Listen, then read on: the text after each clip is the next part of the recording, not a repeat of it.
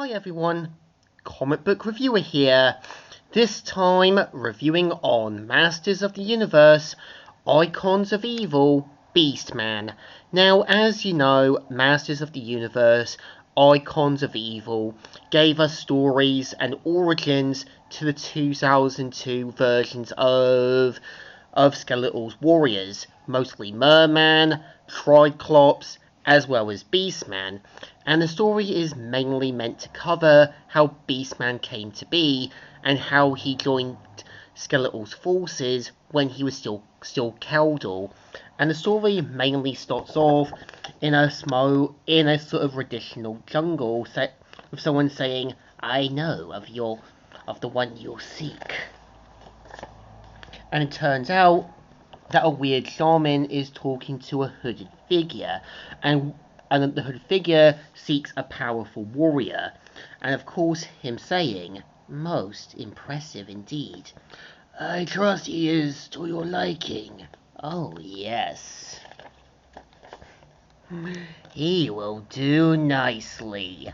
So, of course, needs information on that, and we see how Keldor seeks out Beastman. And of course, we see how as soon as he journeys it into the jungle, it starts raining.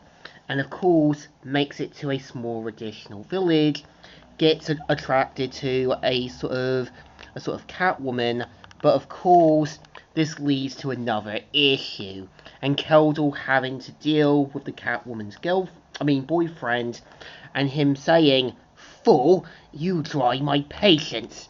And of course, we see how Keldor meets Beastman, who mainly kills the boyfriend, and of course tries to get Beastman to his favors by buttering him up and trying to show that he is his friend and ally, and him saying, "I'll taste your flesh instead."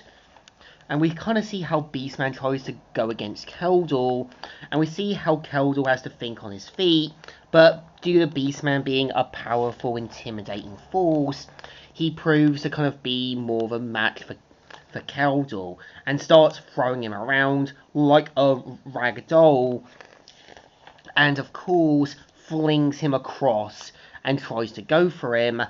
We see how Keldor decides to summon his Havoc Staff and basically blasts Beastman away, and him saying, "You face Keldor, master of the dark arts. You will tremble before me. Now, swear you'll... Grrr! No one can defeat Beastman!" And starts pounding him away.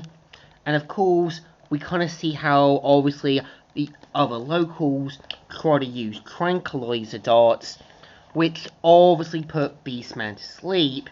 And we see how the other people of his race decide to kind of take Keldor and Beastman to their king to be cooked. And right away, we see how obviously this sort of tribe-like people, and we see how Keldor mainly wakes up, and now having to kind of realise they have to join forces, and knowing full well that they can be a powerful team. And of course, we see how Keldor and Beastman try to make their getaway, but of course, due to them not being too familiar with the castle, they end up at the cooking pit. And right away, we see their king saying, "Kill them!" "Now what?" "We kill them." And we kind of see right away Keldor and Beastman making quick work. And we see how obviously their king tries to go for them, Keldor using his magic. And of course, this is where Beastman now sees the dangers of getting into Keldor's bad side. And him saying, "The shaman wasn't kidding." "No, please." "Follow me." Now, before they regroup, and we kind of see right away everyone's shocked about what happened to their king, and we see how his aide says to bring Beastman as well as Keldor, and whoever brings them dead or alive will be given untold riches and a hero ceremony, and him saying, "You have your orders, now go." And we see how obviously the Keldor and Beastman have to make their getaway. And of course, we see how Beastman now respects Keldor and him saying, "Lead on, my master." And ending the story. So I think my best thoughts about, obviously, Masters of the Universe, Icons of Evil Beastman. It's an okay story. It's not doing something massive. It's not doing something big with Beastman. It is there to be this unstoppable beast that Keldor tries to tame.